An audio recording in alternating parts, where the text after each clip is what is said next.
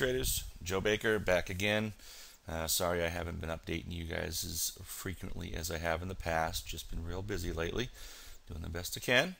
Though that being said, let's see how the balance chart predicted today's market. Open range. Okay, here's your open range low, open range high. There's your buy signal again to stay long above the open range. Come down, and you know what I'm going to say, guys. If you can see this, I know these videos is just so darn hard to see. But anyway, right to the midpoint pivot. Okay, back up again and hit another actually addition to our balance chart. We're using volume trend histories. I'll give you a dissertation on that in a later video.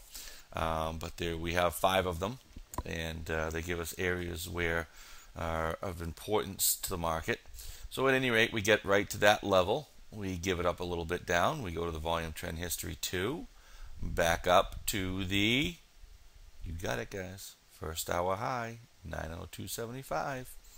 Come back down, bang, right off, again, midpoint pivot, come back up.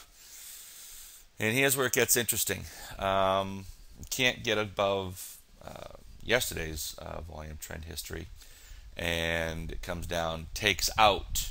Okay, now here's your key signal. You actually close below your midpoint pivot.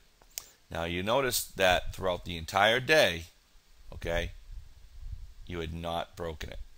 All right, so here's the first time you did. Get a little sideways action here. You drop down to your Globex open. Okay, that's what this chart does, guys. It gives you all the key areas. Bounces back up. Again, it cannot break it or take out the midpoint pivot. Down again. But look at the drain. Okay, now look to the left side of your screen. Look to the right side. Look at the drain the market gave.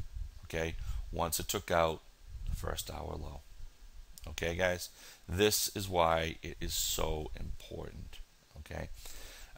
First target was 877, second target 869.25, and I believe our low today was 867.25. Not bad. I also had my nightly pivots at 870. So again, these figures are generated after the market's open, okay, based on range expansions. Mine are more, you know, calculated off of daily expansion. So we kind of both came up with roughly the same figure. 869.25 on the balance chart was printed, and I had 870 on my daily level. So all in all, a great day. I know we wrote it all the way down in the room, called it out. For any of you guys that want to come to our room, again, just shoot me an email or just go to the website and shoot me an email from there. Just request me a password, I'll get it right out to you. I also want to show you back using the pitchforks. I want to give you guys a view of today's market and a view of the daily market, which doesn't look very good. Hold on one second. Okay, guys, back again. Okay, this is the daily market on just a 5-minute chart, and you can see how well the trend held all the way down and basically broke down through the median line. This again is it's just such a overwhelmingly good indicator at predicting overall trend of the market. Once it prints, the shape is there, and you guys know that I use this all summer long to predict just about every move in the market, and I just want to show you that you can use this on an intraday basis. Again, just a 5-minute chart. Constantly told you where trend was going. Okay, I'm going to just shoot over to the daily now. Okay, guys, this is the daily chart again. Here's your lower parallel, your median, your upper parallel, and you can see how you're sliding down.